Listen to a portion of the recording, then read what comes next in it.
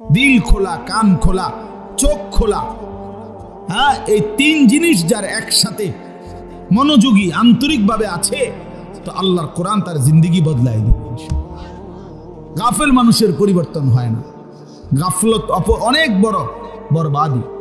তিনটা জিনিস মানুষকে জাহান্নামে নিয়ে যায়: গাফলত, জাহালত, দলালত। এক নাম্বার হচ্ছে গাফলতি, খামখেয়ালি। নামাজ পড়তেন না, অপরমু তো আইয়েন, যাইবেন নাম না, আইতেছি না। হ্যাঁ, নামাজ পড়তেন না, পড়তাম, শরীরটা জানি কেরুম লাগে, কেরকম লাগে, এ কেরুম জানি লাগবে, কেরুম লাগে কন না, এ কেরুম লাগে, কি কেরুম লাগে, বাটফারি কথা আর কি, মানে না পড়ার জন্য একটা সুতা না। এ গাফেল, এ জামু আর কি, ফরমু আর সে। এ গাফেল মানুষ বরবাদ হয়, মানুষকে জাহান্নামে নিয়ে যায়। কোরআন শরীফে আছে আল্লাহ তাআলা জাহান্নামীদের পরিচয় বলছে, উলাইকা হুমুল গাফিলুন। এরা এই জাহান্নামী, এরা কেন? এরা গাফেল। দুই নাম্বার হলো জাহালাত, কোরআন সুন্নাহর অজ্ঞতা, না জানা। এটা মানুষকে জাহান্নামে নিয়ে যায়।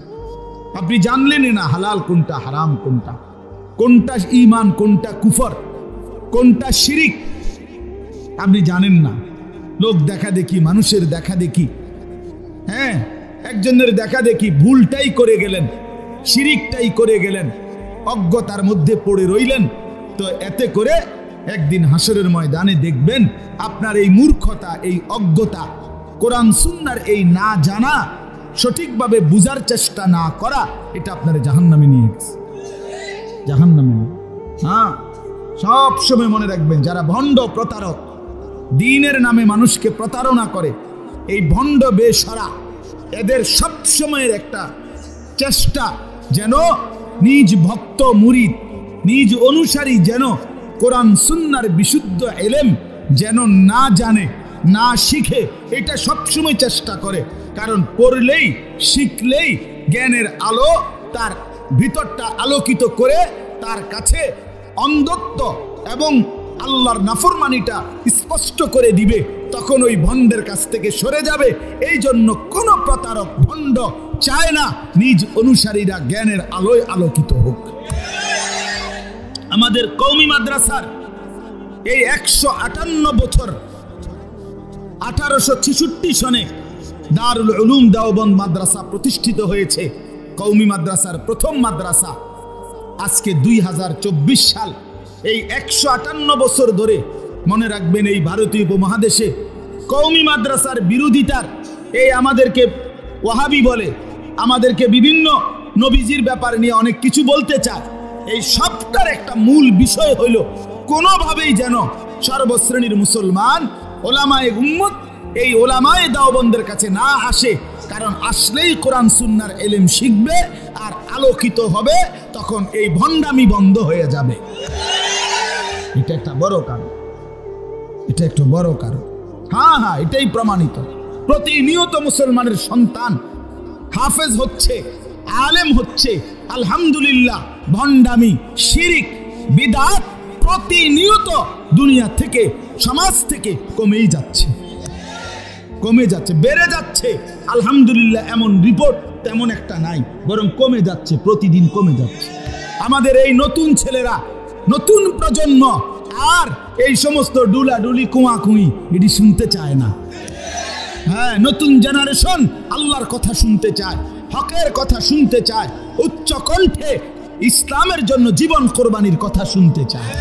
এজন্য এক মামুনুল হক কোথাও দাঁড়াইলেই সেটা মিছিল হয়ে যায়, এমনি দাঁড়াইলেই হয়। মামুনুল হক হাঁটলো মিছিল, ঘটনাটা কি এরকম হইল কা না? মানে নতুন প্রজন্ম চায় আল্লাহর জন্য, ইসলামের জন্য কিছু করতে চায়। আলহামদুলিল্লাহ, আলহামদুলিল্লাহ। আজকে হুজুর আমারে কুমিল্লা ইউনিভার্সিটির ছাত্ররা, সরাসরি ইউনিভার্সিটির ছাত্ররা দাওয়াত দিছে, আগামী 7 তারিখ ডিসেম্বর দুপুরবেলা তাদের ইউনিভার্সিটির ছাত্রদের প্রোগ্রাম।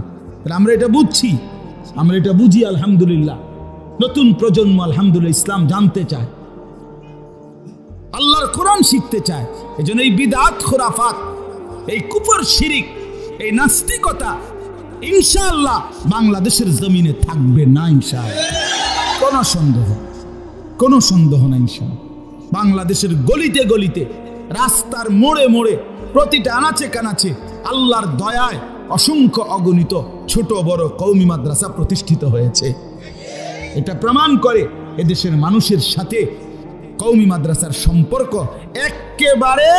একেবারে গ্রাম পর্যায়ে, ইউনিয়ন পর্যায়ে, ওয়ার্ড পর্যায়ে, ঘরকে ঘর এখন কওমি মাদ্রাসার উলামায়ে কেরাম, তালেবে ইলম মুসলমানদের ঘরে ঘরে আছে। আলহামদুলিল্লাহ, আলহামদুলিল্লাহ, আলহামদুলিল্লাহ। এজন্য জাহালত, মূর্খতা মানুষকে জাহান্নামে নিয়ে যায়। কোরআন সুন্নাহর জ্ঞান না জানা, 60 বছর বয়স, আল্লাহর কোরআন দেখেও পড়তে পারেন না, একটা সূরা শুদ্ধ পড়তে পারেন না, একটা দোয়া কালাম পড়তে পারেন না, তাব্বাত ইয়াদা কুল হুয়াল্লাহ সূরাটাও সুন্দর বলতে পারেন না, আত্তাহিয়াতু দোয়ায়ে কুনুত পড়তে পারেন না। আপনি বেহেশতে যাইবেন গা? বেহেশত আপনার মামুর বাড়ি? হ্যাঁ, বেহেশত আপনার চাচার শ্বশুর বাড়ি? আপনি কি ভাবছেন? অনেক মানুষ এটা মনে করে, মিয়া খামখেয়ালি করে, বিড়ি খাইতে খাইতে 60 বছর শেষ, আমরা বেহেশতে যাইব গা, আমরা আশেকে রসুল চা দোয়ানে গপ মারতে মারতে বেহেশতে যাইব গা। বেহেশত আপনি কি মনে করছেন? 2টা রুম আর একটা বারিন্দা নাকি? কিতা? হ্যাঁ, সুপারিশ কি কোনো নিয়ম কানুন নাই? নবী সাল্লাল্লাহু আলাইহি সাল্লাম সুপারিশ করবেন, এটার কোনো নিয়ম কানুন নাই নাকি? হ্যাঁ, আপনার মুখে বিড়ি, সিগারেট, 40 বছর ধরে সুদের ব্যবসা করেন, হারাম রোজগার করেন, 30 বছর ধরে আপনার ঘরে প্রতিদিন রঙিন টেলিভিশন চলে, আমনের বেটি, আমনের বিবি, ছেলে মেয়ে, নাতি নাতনি সব 24 ঘন্টা প্রতিদিন নাটক, সিনেমা, নাচ গান দেখে ছেলেটা খোদার 365 দিনে একদিনও ফজরের নামাজ পড়ে না, মেয়েটা ফজরের নামাজ পড়ে না, 30 বছর ধরে কাস্টমারকে ঠকাইতেছেন, ওজনে কম দিতেছেন, মিথ্যা বলতেছেন, সুদের লেনদেন করতেছেন, কিস্তির লেনদেন করতেছেন, এত বাটফারি কইরা নবী দাঁড়াইলেই আপনারা সুপারিশ করে বেহেশত দিবেন না? এই তো না, কোনো নিয়ম কানুন নাই। হাউজে কাউসারের পানি, এটা আপনি 15 টাকা বোতলের পানি নাকি? তো কি ভাবছেন? এটা কি মনে করছেন? রাসূলুল্লাহ সাল্লাল্লাহু আলাইহি সাল্লাম বলেছেন যে একবার এই পানি পান করবে, লাম ইয়াজমা আবাদান, সে আর কোনোদিন তৃষ্ণার্ত হবে না। এতটা আজিমুশান দামি পানি, এতটা দামি নিয়ামত আল্লাহর নবী সাল্লাল্লাহু আলাইহি সাল্লাম জানতেন ভাবেই দিয়ে দিবেন। কি মনে করছেন এটা? এর জন্য বাবা দিন শিখেন। আপনাদেরকে বলছি, এই এক মাহফিল যথেষ্ট না, ওয়াজ মাহফিল আপনাদেরকে আমরা উৎসাহিত করি, আপনাদেরকে বিবেক জাগাইতে চেষ্টা করি। 1 ঘন্টার বয়ান দিয়া 30 পারা কোরআনের সমস্ত মাসআলা, সমস্ত হালাল হারাম, রাসূলুল্লাহ সাল্লাল্লাহু আলাইহি সাল্লামের 23 বছরের সমস্ত কিছু মেহনত আপনারা আমি এই 1 ঘন্টার ওয়াজ দিয়া বুঝানো সম্ভব? সম্ভব হলে নবীকে দিয়ে আল্লাহ তাআলা 23 বছর বলাইলেন কেন? কথা বলেন না কেন? তিনি 23 বছর বললেন কেন? নূহ আলাইহিস সালাম 950 বছর বললেন কেন? এজন্য দিন শিখেন। বয়স্ক বাবাদেরকেও বলি, দিন শিখেন, আল্লাহর কোরআন শিখেন। প্রয়োজনীয়, জরুরি, সবাইরে বলি না দাওরায়ে হাদিসে ভর্তি হইতে, সবাইরে বলি নাই, কিন্তু প্রয়োজন পরিমাণ যেটুকু হলে আমার আখিরাত জান্নাত হবে, জাহান্নাম থেকে বাঁচবো, হালাল হারামের বিষয়গুলো, জায়েজ না জায়েজের বিষয়গুলো, মৌলিক প্রয়োজনীয় সূরা, কেরাত, দোয়া, কালাম, ওযু, গোসলের সহি নিয়ম কানুন, আপনি এতটুকু শিখবেন না? কথা বোঝেন নাই? অসংখ্য মুসলমান ঠিকমতো ফরজ গোসল করতে জানে না। আমি চ্যালেঞ্জ করলাম, এখন আমি ডাক দেই, এই কলেজ, ইউনিভার্সিটি, স্কুলের এই যে জেনারেল ছেলে দাঁড়িয়ে আছে, বসে আছে, আমি দাঁড় করাই এখানে। লজ্জা দেওয়া না, আমি বুঝাইতে চাই, কেন শিখবে না? সে মুসলমানের সন্তান না? তার বাবা তারে এই জ্ঞান থেকে বঞ্চিত করলো কেন? তার মা তার উপর এত বড় জুলুম করলো কেন?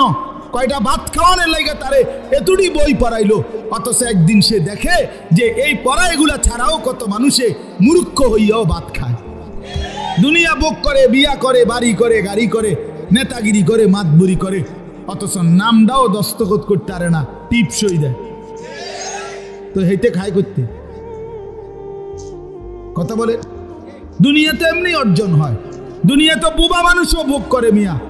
বুবা বুবা যে কথা বলতে জানে না সে বিয়া করে না। বুবা মানুষে ভাত খায় না, বুবা মানুষে ঘুমায় না, বুবা মানুষে পেশাব পায়খানা করে না, বুবা মানুষের বাচ্চা কাচ্চা হয় না। তো কেমনে হয়? সেটা দি বুবা। দুনিয়া তো এমনি ভোগ করা যায় মিয়া। দুনিয়াতে আল্লাহ এমনিই দেয়। সন্তানকে আল্লাহর কোরআন থেকে বঞ্চিত করলেন কেন? রাসূলুল্লাহ সাল্লাল্লাহু আলাইহি ওয়াসাল্লামের সুন্নাহ থেকে বঞ্চিত করলেন কেন? আপনি বাবা আল্লাহর কোরআন থেকে বঞ্চিত হলেন কেন? 60 বছরে সংসার কইরা এই ভাত তরকারি বাজার সদাই দোকানদারি আর এই সাদওয়ান এই সব করে শেষ করলেন। পরে কইলো নিজে এটা বললেন, জি পুত সংসারের জন্য জীবনটা শেষ করলাম। এটা ফেরেশতারে বললেই তো কবরের আযাব মাপ, এটা বললেই তো হাসরের ময়দানে মাপ। তো তাহলে এই ফাল কথা বলে কি লাভ হবে? আল মালু ওয়াল বানুনু জিনাতুল হায়াতিদ দুনিয়া। আল্লাহ বলছে বান্দা সম্পদ এবং সন্তানাদি এটা শুধুই কেবল দুনিয়ার সৌন্দর্য, দুনিয়ার কিছুক্ষণের ফুডাঙ্গিরি।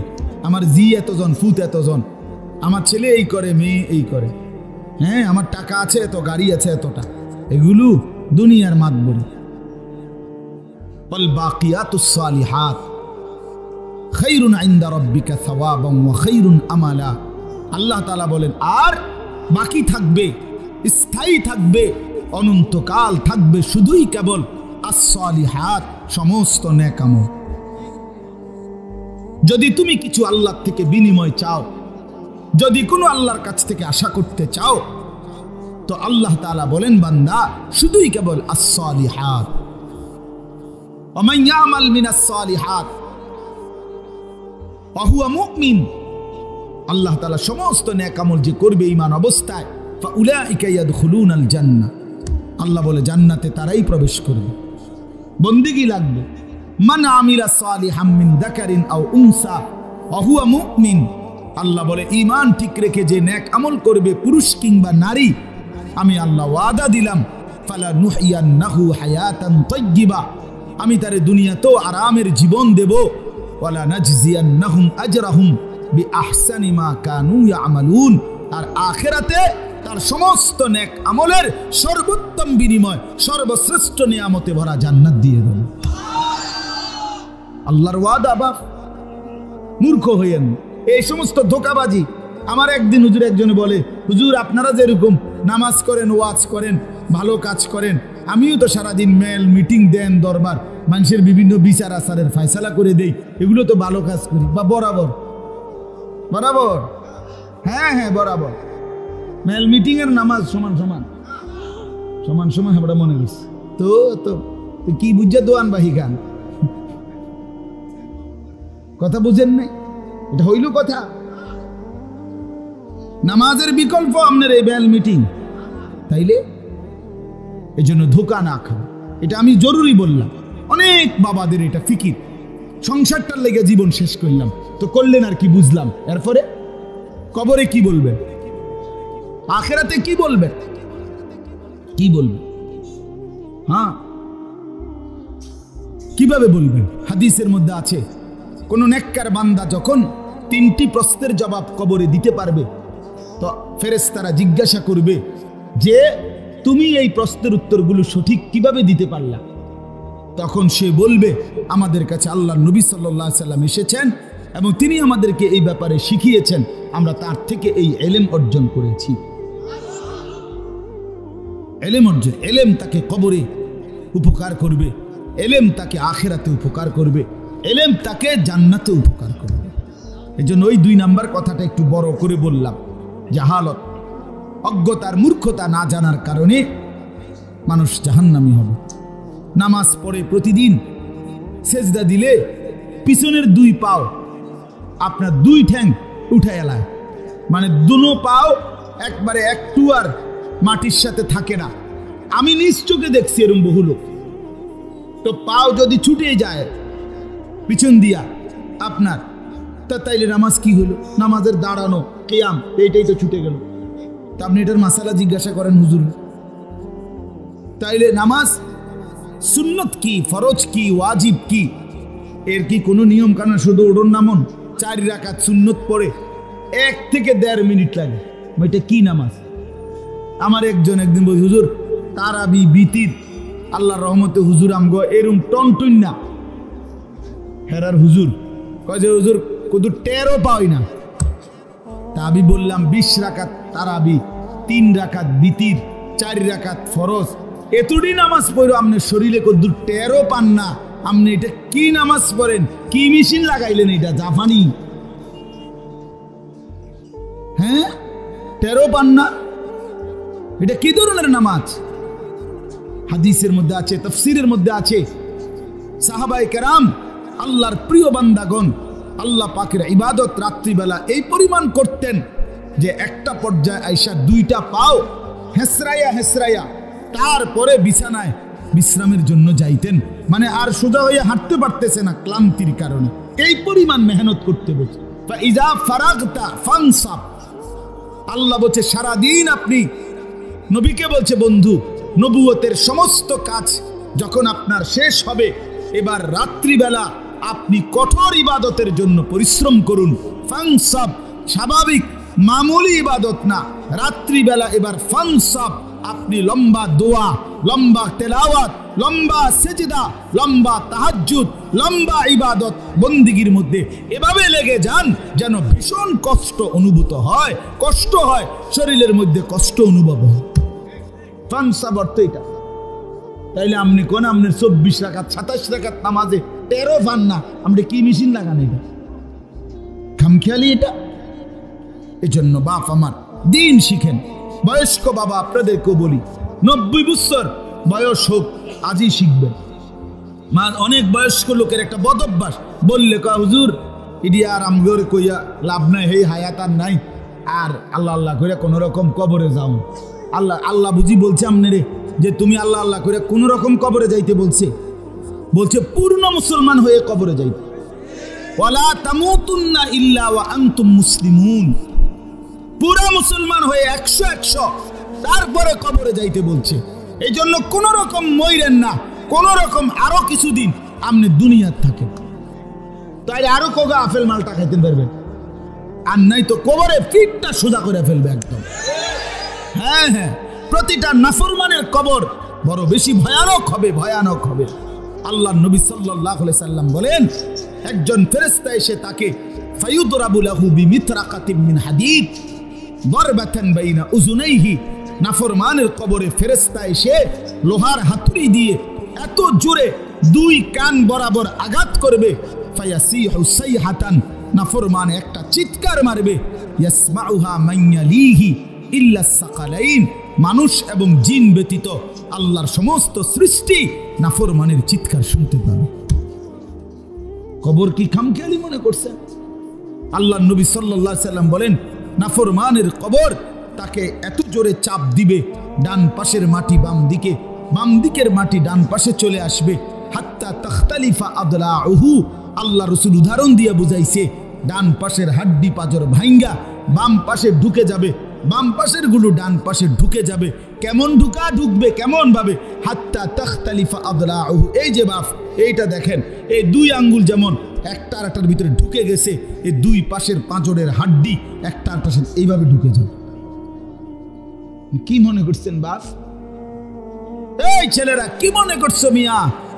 সারা রাত উলঙ্গ ছবি দেখো, নর্তকীর নাচ দেখো, মোবাইলে নারীর দৃশ্য দেখতে দেখতে জিন্দেগি নষ্ট করে ফেলছো, শরীরও নাপাক, প্যান্টও নাপাক, অসভ্য অপদার্থ জানোয়ার হাইওয়ান, মানুষের ঘরে জন্ম নিয়ে, মুসলমান বাবার ঘরে জন্ম নিয়ে, এক পবিত্র মায়ের দুধ খেয়ে নিজের পরিচয় মুসলমান এটা মনে রেখে এত বড় জঘন্য অপকর্ম কেমনে করো?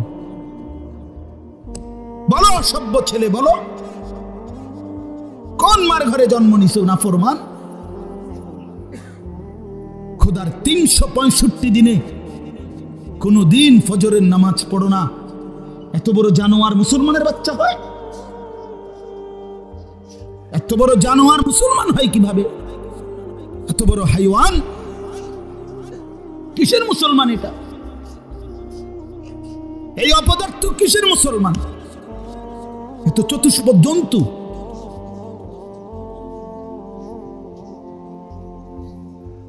আল্লাহ আমাদেরকে মাফ করে দেন। ছেলে পেলে ভাবতে শিখো বাবা, নিজেরে নষ্ট করে দেওয়ার মধ্যে কি ফায়দা? নিজের জিন্দেগি বরবাদ করে দেওয়ার মধ্যে কি ফায়দা বাপ? একটা মোবাইল জীবনের সব, একটা নারী জীবনের সব, একটা মোটর সাইকেলের জন্য আমরা পৃথিবীতে আসছি। এই বন্ধুদের কিছুক্ষণের আড্ডা, এই খালাস। আহা, একদিন রাত গভীরে চোখ বন্ধ করলে দেখবা প্রিয় বন্ধু আমার, তোমার পাশে আর কেউ নাই। একদিন এই পৃথিবীর সব আলো বাতাস চলবে, এই পৃথিবীর গাড়ি ঘোড়া চলন্ত, বাতাস রোদ বৃষ্টি সব থাকবে, পৃথিবীর মানুষগুলো দৌড়বে ছুটবে, মৃত্যু তোমারে একদিন একদম নিস্তব্ধ করে দিবে। সেদিন দেখবে সবাই ব্যস্ত, তুমি কেবল শান্ত। সেদিনও দোকান খুলবে, সেদিনও রোদ উঠবে, সেদিনও বৃষ্টি ঝরবে, সেদিনও হাজারো মানুষের ব্যস্ততা থাকবে, শুধু তুমি বন্ধু থাকবা না, তুমি বন্ধু থাকবা না। হ্যাঁ প্রিয় ভাই আমার, এটা জরুরি বিষয়, বুঝতে শিখো। নিজের ভালো, নিজের কল্যাণ, এটা বহুতই জরুরি বাপ, বহুতই জরুরি। যাই হোক, আমি লম্বা করে ফেলছি আমার কথা। তৃতীয় কথা হলো দলালাত। কোনো ব্যক্তি হকের রাস্তা, জান্নাতের রাস্তা, সঠিক রাস্তা থেকে পথ হারিয়ে ফেলা, কুফরির মধ্যে লিপ্ত হলো, শিরিকের মধ্যে লিপ্ত হলো, বিদআতের মধ্যে লিপ্ত হলো, সামাজিক বদরসম কুসংস্কারের মধ্যে লিপ্ত হয়ে গেল। দুনিয়ার ইহুদি খ্রিস্টান কাফের বেঈমান নাস্তিক মুরতাদ মুশরিক নর্তকী গায়ক নায়ক এই অসভ্যদের কাছে তার জীবন সঁপে দিল। তাদের মতোই তার মানে সে দলালাত, পথভ্রষ্ট হয়ে গেল। হকের রাস্তা, জান্নাতের রাস্তা, আলোর রাস্তা থেকে বঞ্চিত হয়ে গেল, পথ হারা গোমরা হয়ে গেল। এটা তারে জাহান্নামে নিয়ে যাবে। এটা তারে কই নিয়ে যাবে বাপ? আমান ইউদলিলিল্লাহু ফামা লাহু মিন হাদ। আল্লাহ কোরআনে বলছে, আল্লাহ যাকে পথ হারা করে দেয় সে আর কোথাও কোনো পথ প্রদর্শক পায় না। আল্লাহ থেকে যদি কারো বন্ধন ছুটে যায় বন্ধু, তার জন্য আর কোনো পথ প্রদর্শক নেই। কোরআনের সরাসরি আয়াত আল্লাহ বলছে। হ্যাঁ, আল্লাহ তাআলা বলছে কোরআন শরীফে কতভাবে বলছে আল্লাহ যে নাফরমানদের পুরোটা জিন্দেগি কেমন কেমন। আমালুহুম কারামাদিন ইশতাদ্দাত বিহির রিহু ফি ইয়াউমিন আসিফ। আল্লাহ তাআলা বলছে সমস্ত বেঈমানের জীবনটা, তার মেহনত, তার কর্মকাণ্ড আল্লাহকে ছেড়ে দিয়ে ভুল পথে চলে, নাফরমানির রাস্তায় চলে, তার জীবনটা হলো এমন যে ছাই বোঝেন, চুলার যে ছাই, এই ছাই কোনো ব্যক্তি রাস্তার মাঝখানে মনে করেন এক পাশে এমন জায়গার মধ্যে স্তূপ দিল, অনেক ছাই, একটা ঝড়ো বাতাস, একটা প্রচন্ড বেগে বাতাস এসে এই ছাইগুলোকে পলকের মধ্যে, মিনিটের মধ্যে উড়াইয়া ফেলল। আল্লাহ পাক বলেন সমস্ত কাফের বেঈমান নাফরমান পাপী সারা জিন্দেগীর সমস্ত কর্মকাণ্ড ওই ছাইয়ের মতো প্রচন্ড বাতাস, যেটাকে মিনিটের মধ্যে উড়িয়ে ফেলে। কারামাদিন ইশতাদ্দাত বিহির রিহু ফি ইয়াউমিন আসিফ। আল্লাহ তাআলা বলেন আমালুহুম কাসারাবিন বিকিআতিন ইয়াহসাবুহু যামআনু মাআ হাত্তা ইযা জাআহু লাম ইয়াজিদহু শাইআ। আল্লাহ বলে সমস্ত নাফরমান পাপী তার জীবনটা হলো ওই মরিচিকার মতো, যে রাস্তার এই পাশ থেকে প্রচন্ড রৌদ্রে, এই পিচ ডালা রাস্তায় দূরে তাকাইলে মনে হয় যেন পানি থই থই করতেছে রাস্তার উপরে রৌদ্রের মধ্যে। দৌড়াইয়া তৃষ্ণার্ত ব্যক্তি পানির আশায় যখন সেখানে যায়, গিয়ে দেখে লাম ইয়াজিদহু শাইআন, কিছুই নাই, সেটা মরিচিকা, সেটা ধোঁকা। তো আল্লাহ তাআলা বলেন আল্লাহকে বাদ দিয়ে, আখিরাতকে ভুলে গিয়ে, ইবাদতকে ভুলে গিয়ে, নামাজ রোজা হালালকে ভুলে গিয়ে, বাপ বন্ধু জওয়ান বুড়ো আমি আপনি সবাই রে বলছি, আল্লাহ তাআলা যেন বলেন, আল্লাহ বলেন যেন এটা ওই বেঈমানের মতো যে মনে করেছিল সেটা পানি, কিন্তু গিয়ে দেখে কিছুই না, কিছুই না। আমি তো সবসময় বলি বাবা, এই ঘর বাড়ি দালান বিল্ডিং খাট ফার্নিচার সোফা যা সাজাইলেন, আপনি মরার 20 বছর পরে আপনি নিজে আইসা একদিন কবর থেকে ফেরেশতারে একটু বইলা কইয়া, ভাই আমি শুধু জামু আর আসমু, আমার ঘরে আমি মরার আগে বিশ্বাস করো ভাই নিজে দাঁড়াইয়া থাইকা সোফাটি বানাইছি, খাট বানাইছি, ফার্নিচার বানাই, 6টা চেয়ার বানাইছি, এত সুন্দর করে একটা ডাইনিং টেবিল বানাই দিয়ে আসছিলাম। আজ 20 বছর পরে আমার মনে পড়ছে ফেরেশতা আমার ঘরের আসবাবগুলো আসেনি কিন্তু চাইয়াই, শুধু দেখে আইসা পড়বো, আমি আর পরে থাকতাম না কইলাম। তো ফেরেশতা যদি কোনো কারণে অনুমতি দেয় তা আইসা দেখবেন খোদার কসম আপনার 20 বছর পরে আপনার সাজানো সেই ফার্নিচার আসবাবপত্র কিচ্ছু নাই, আপনার ঘরে নাই। যদি জিজ্ঞাসা করেন ছেলে মেয়ে নাতি নাতনিকে সেগুলো কোথায়, বলবে দাদা এগুলো আর এখন চলে না, এই মডেল আর এখন বাজারে চলে না, এই জন্য এগুলো ফেলে দিছি, ফেলে দিছি। এরই নাম দুনিয়া, এর জন্যই জীবন শেষ করলো। অতএব এই 3 জিনিস খেয়াল করা। 1 নম্বর গাফলত বলেন, 2 নম্বর জাহালত, 3 নম্বর দালালত। 1 নম্বর হলো খামখেয়ালি, অবহেলা, কর্ম করতেছি। আরেকটা হলো অজ্ঞতা, মূর্খতা, না জানা। আরেকটা হলো পথ হারিয়ে ফেলা, পথভ্রষ্ট হয়ে যাওয়া। আল্লাহ তাআলা আমাদেরকে এই 3টি মুসিবত থেকেই হেফাজত করেন। আল্লাহ তাআলা আমাদেরকে জান্নাতের পথ, সিরাতে মুস্তাকিমের পথ আল্লাহ তাআলা আমাদের জন্য আলোকিত করে দেন, আলোকিত করে দেন। প্রিয় ভাই আমার, এই আমি সহজ কথাই এটা বলতে চাই, এই মাহফিল, এই ওয়াজ, আমরা আসলে উলামায়ে কেরাম উম্মতের ফেরিওয়ালা।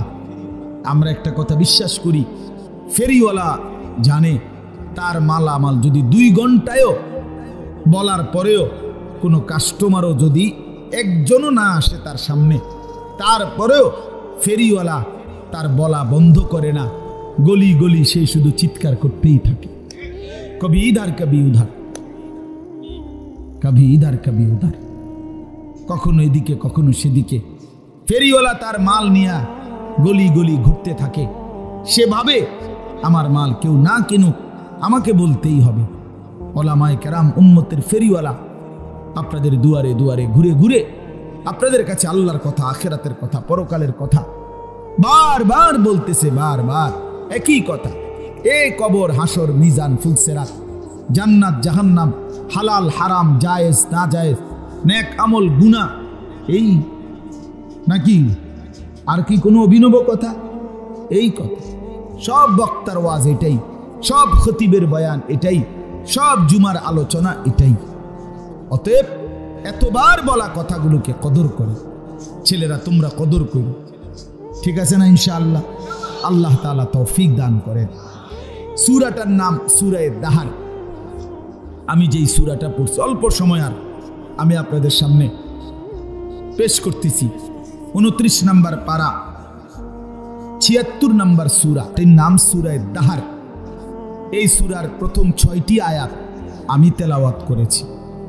এই 6টি আয়াতের একদম সংক্ষিপ্ত তরজমা আপনাদের সামনে শোনাইতে চাই।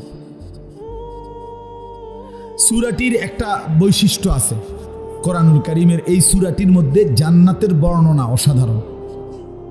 মানে কোরআন শরীফের বিভিন্ন সূরাতে আল্লাহ তাআলা জান্নাতের বর্ণনা দিয়েছেন, এই সূরার মধ্যে আল্লাহ তাআলা জান্নাতের বর্ণনাটা হৃদয়গ্রাহী, মনোমুগ্ধকর, চিত্তাকর্ষক ভঙ্গিমায় অসাধারণ ঢঙে আল্লাহ তাআলা পেশ করছে।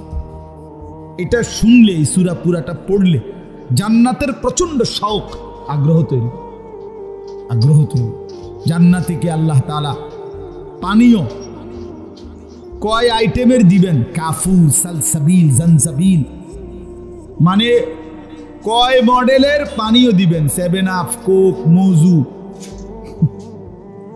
এসব সদর বদল না, এগুলা না। জান্নাতি শরাব, জান্নাতি শরাব, জান্নাতি পানীয় আল্লাহ তাআলা কয় আইটেমের দিবেন জান্নাতীকে, এইটার বর্ণনায় তো আপনি পাগল হয়ে যাবেন। এর বর্ণনা ভাত তরকারি পরে, বুঝেন নাই কথা? আপেল মালটা তো পরের কথা, পানীয়র আইটেম শুনলেই তো আপনি বেদিশ হয়ে যাবেন। করছে কি মানে, বলে কি মানে, এত সুন্দর।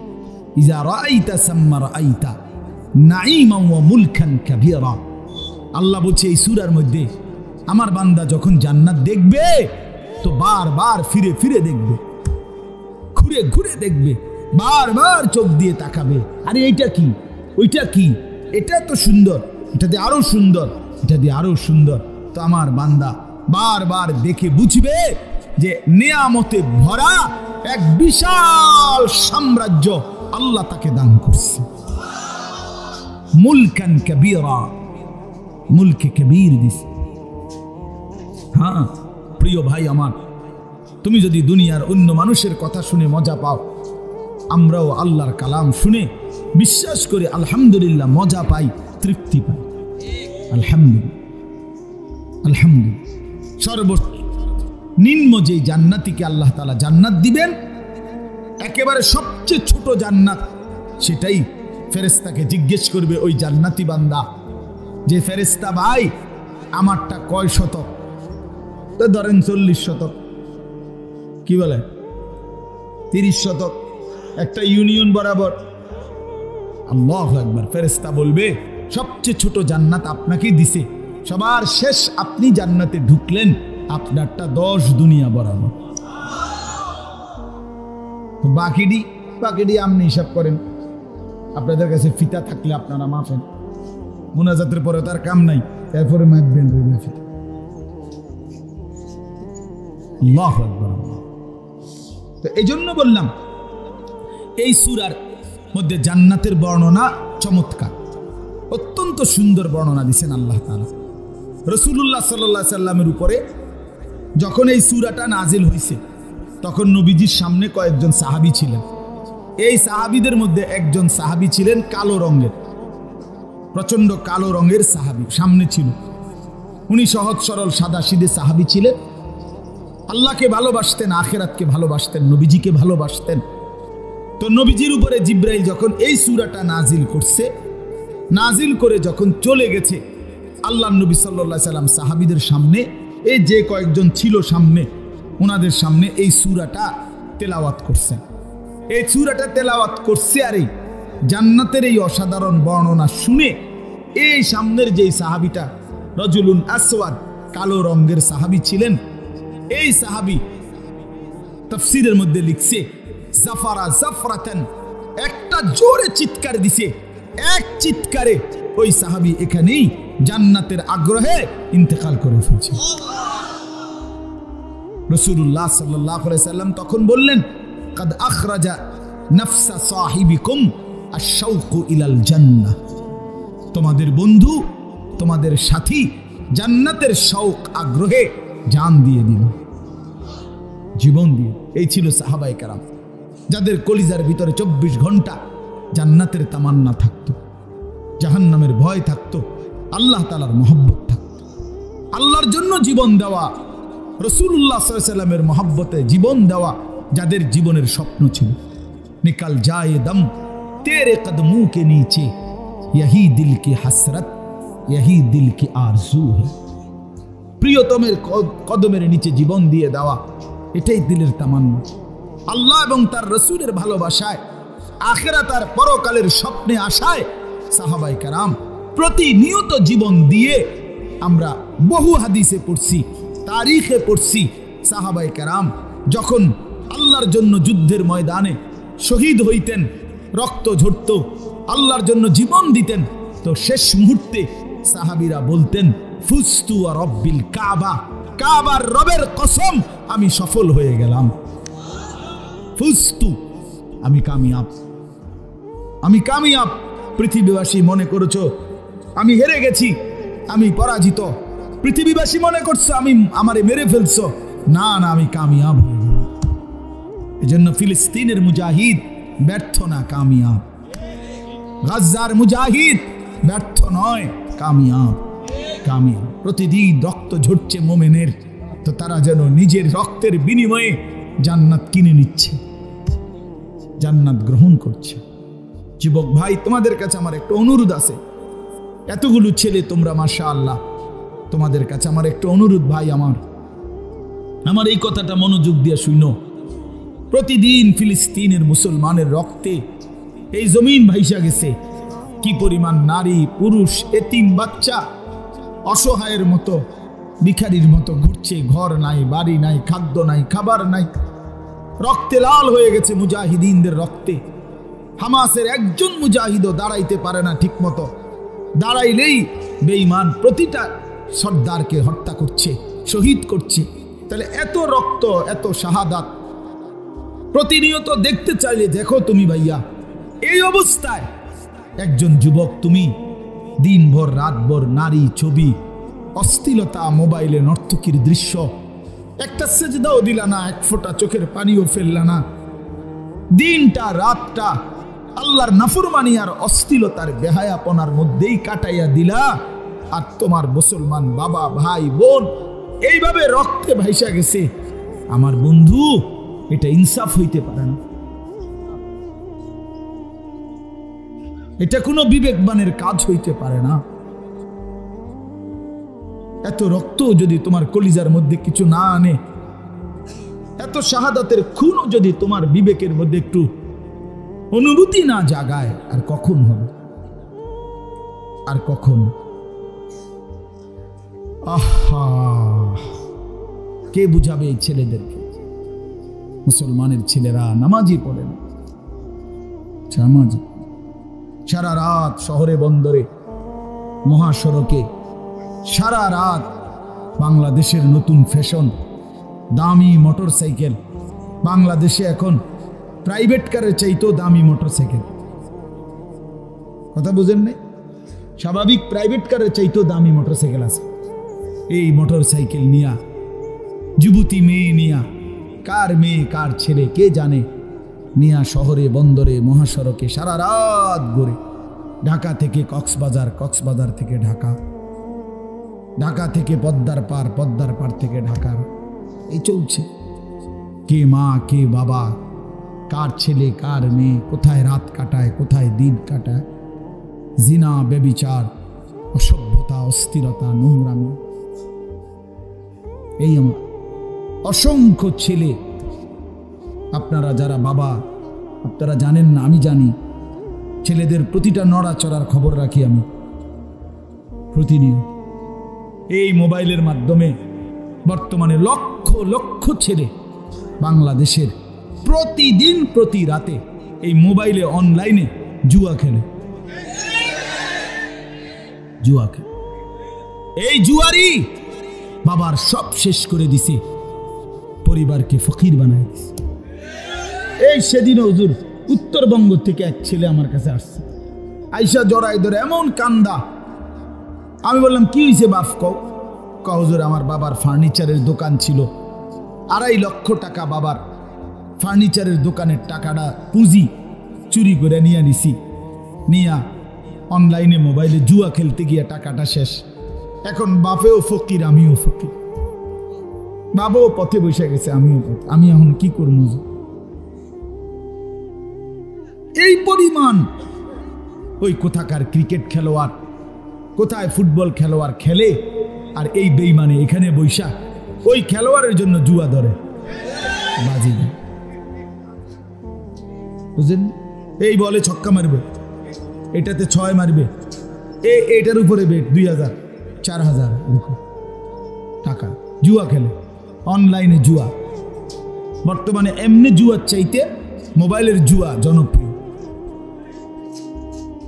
আল্লাহ আমাদের সন্তানদেরকে ফিরবার তৌফিক দান করে। অসংখ্য মা বাপ জানেই না এটা যে পয়সা, তার ছেলেটা পয়সা গন্ধ ছুটে গেছে, বাপ মা জানে। এই অসভ্য যে চরিত্রহীন হইয়া কিচ্ছু নাই ভিতরে, তার জানে না, জানে না। চেহারা দেখলেই তো বোঝা যায়, চোখ ভিতরে ঢুকে গেছে, সাফা ভাঙ্গা গেছে, কোমরে গোশত নাই। কেন এমন হইল? আরে অসভ্য, এমন হইল কেন? তো 16 বছরের তাগড়া ছেলে, 18 বছরের তাগড়া ছেলে তোমারে দেখলে এরকম অসুস্থ ব্যারাম মনে হয় কেন? ওই যে নারী ছবি, জিনা ব্যভিচারের দৃশ্য, নিজের হাতকে নাপাক ব্যবহার, আর কি? শরীর নাপাক, কাপড় নাপাক, পোশাক নাপাক। আল্লাহ হেফাজত করেন। আমি আসলে আপনারা বয়স্ক, আমার ওস্তাদ সামনে, এরপরেও আমি শুধু যুবকদের ভালোবাসায়, এটা আবার একটা আলাদা মিশন, আলাদা ফিকির, এই জন্য আমি বললাম মুসলমানের এই ছেলেগুলো ইনশাআল্লাহ ফিরে আসলে আগামী দিনে ইসলামের পতাকা এদের দ্বারাই উড়বে ইনশাআল্লাহ। ইনশাআল্লাহ এই ছেলেরাই একদিন অচিরেই ইমাম মাহাদির পক্ষে এরা লড়বে ইনশাআল্লাহ। মনে রাখো যুবক, তুমি হয়তো কাজে লাগলা না, কিন্তু ইনশাআল্লাহ মুসলমানের অগণিত যুবক রেডি হচ্ছে, আগামী দিনে জান বাজি রাখবে ইনশাআল্লাহ। দেখো বললাম, দেখো।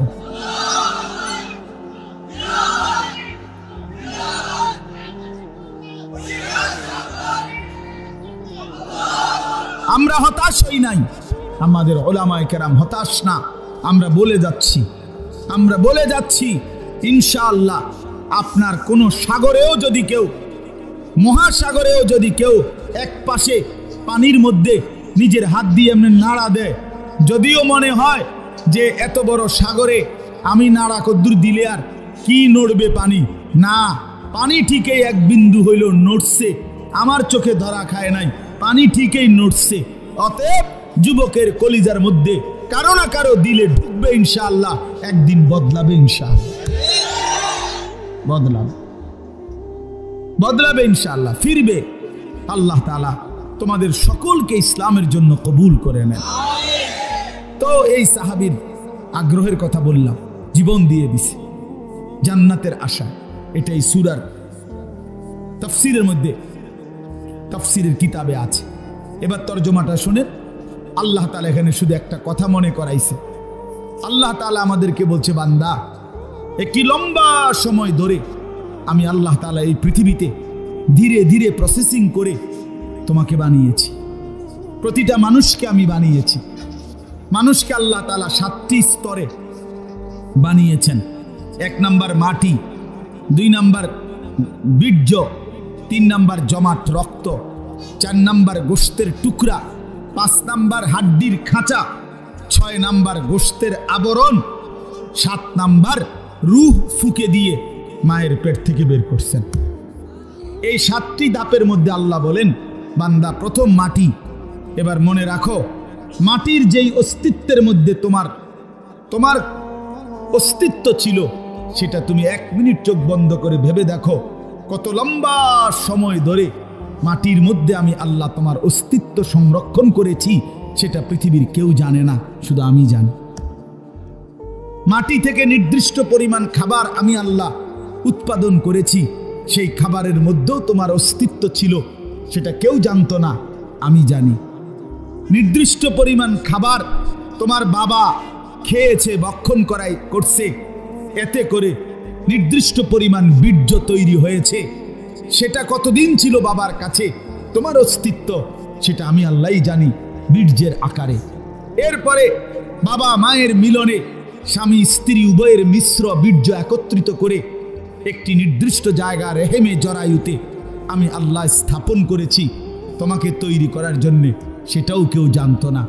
10 মাস তারপরে আবারও মায়ের সেই জরায়ুতে আমি আল্লাহ ধীরে ধীরে এই জমাট রক্ত, গোশতের টুকরা, হাড্ডির খাঁচা, গোশতের আবরণ, চোখ, নাক, কান, হাত, পাও দিয়ে একদিন মায়ের পেট থেকে আমি আল্লাহ তোমারে এই পৃথিবীর আলো দেখাইছি। আল্লাহ বলে, বান্দা, বুঝে দেখো, হাল আতা আলাল ইনসানি হিনুম মিনাদ দাহর, যুগের পর যুগ মানুষের উপর দিয়ে এতটা লম্বা সময় পার হইছে বান্দা, লাম ইয়াকুম শাইআম মাযকুরা, তোমার উল্লেখ করার মতো কোনো নাম, ঠিকানা, নিশানা, কোনো চিহ্ন, কোনো নথিপত্রে কোথাও তোমার কোনো আলোচনা ছিল না। অথচ তুমি মাটির মাঝে ছিলা, তুমি খাবারের কণিকায় ছিলা, তুমি বাবার বীর্যে ছিলা, তুমি মায়ের জরায়ুতে ছিলা। আমি জানতাম, আমি ধীরে ধীরে প্রসেসিং করে তোমার এই অবস্থায় এনেছি। পৃথিবীর কোনো কাগজে, পত্রে, আলোচনায় তোমার কোনো নাম নিশানা ছিল না। ছিল? কথা বলেন। একজন উচ্চ শিক্ষিত ব্যক্তিকে, যিনি কম্পিউটার, ইন্টারনেট, অনলাইন, গুগল এগুলো খুব বোঝে মনে করেন, ওনারে বলেন আগামী 30 বছর পরে কোন মাটির কটিকা থেকে কোন মানুষ তৈরি হবে এটা বলে দাও, পারবে কোথাও? গুগল সার্চ করলে এটা বের হবে না, কোথাও নাই। আল্লাহ বলেন ইন্না খালাকনাল ইনসানা মিন নুতফাতিন আমশাজ। এই নুতফাতিন আমশাজ মানে হলো স্বামী স্ত্রী উভয়ের বীর্য একত্র করে আমি আল্লাহ তাআলা জরায়ুর মধ্যে স্থাপন করে আমি আল্লাহই মানুষকে সৃষ্টি করেছি। সুবহান।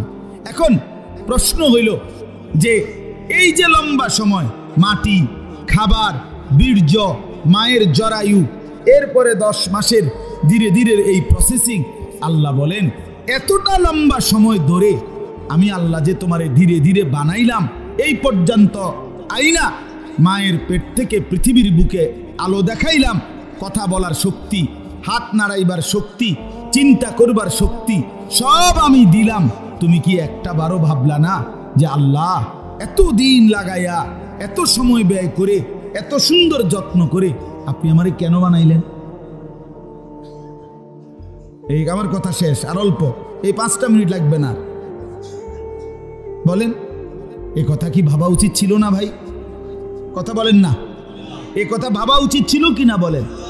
তো কেন ভাবলেন না? ওই যে ওই অপদার্থ, এই বেটা অপদার্থ, তুই বেটা উঠে যা বেটা। আরে বেটা তোকে বলছি বেটা, এই গঞ্জিওয়ালা আবারও সে পিছনে তাকায়, কি পরিমাণ অপদার্থ দেখছেন? মোবাইলটা নিয়ে যে তুমি বারবার ছবি উঠাও নিজে নিজে, পাগল? হ্যাঁ হ্যাঁ, না না, 2-1জনের বোঝা উচিত যে এত বড় ব্যাককল ভেবে দেখেন, কারে বলে, কি গরুরে বলে না ছাগলরে বলে তাও জানে না। চল বেটা জিন্দিগি এভাবেই চালা। এই জন্য বললাম, আল্লাহ তাআলা বলে বান্দা তুমি কি একবারও ভাবলা না, তুমি কি একবারও জিজ্ঞেস করলা না যে আল্লাহ এত যত্ন করে, এত সুন্দর করে আপনি আমারে কেন বানাইলেন এত সময় লাগাইয়া?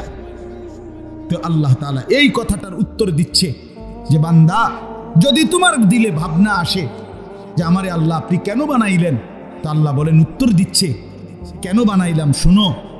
এই লম্বা সময় যুগের পর, এই সূরা দাহার, দাহার মানে যুগ, যুগ যুগ ধরে লম্বা সময় পার করে আমি আল্লাহ মানুষকে সৃষ্টি করেছি কেন? নাবতালিহি, পরীক্ষা করার জন্য। কি করার জন্য বাপ? সবাই বলেন, আবার বলেন, আবার বলেন, আবার বলেন, পরীক্ষা করার জন্য। নাবতালিহি লিয়াবলুয়াকুম লিনাবলুয়াহুম ওয়ালা নাবলুয়ান্নাকুম ওয়া নাবলুকুম, এই সবগুলো কোরআনের শব্দ। অর্থ হলো পরীক্ষা করার জন্য, পরীক্ষা করার জন্য, পরীক্ষা করার জন্য, পরীক্ষা করার জন্য। আল্লাহ বলছে বান্দা বানাইছি পরীক্ষা করার জন্য। এখন কি পরীক্ষা, কিসের পরীক্ষা করবেন মাওলা? তো আল্লাহ বলেন তুমি জানো বান্দা শোনো, ঘটনাটা হইলো এই, আমি তোমার এনে থাকতে দিতাম না, তুমি চাইলেও না, না চাইলেও। সুখে থাকলেও তুমি এনে থাকতে পারতা না দুনিয়ায়, দুঃখে থাকলেও তুমি এখানে থাকতে পারতা না। মূল ঘটনা হলো বান্দা আমি তোমারে অস্থায়ী এই দুনিয়ায় অনির্দিষ্ট কয়েকটা দিন তোমার জন্য রাখমু, পুরা টাইম স্থায়ীভাবে তোমারও থাকতে দিব না, দুনিয়ারও থাকতে দিব না, কিচ্ছু রে না দেবো না আমি, এটা দা চাইলেও না, না চাইলেও না। জীবনে হাসলেও তুমি মরে যাইবা, কাঁদলেও মরে যাইবা। সুখের অট্টালিকা থেকেও মৃত্যু হয়, দুঃখের কুড়ে ঘর থেকেও মৃত্যু হয়, হয় না? হ্যাঁ, জীবনে যে কোনো দিন দুঃখ দেখে নাই সেও মরে যায়, জীবনে যে কোনো দিন সুখ দেখে নাই সেও মরে যায়। প্রিয় বন্ধু কেউ থাকবে না।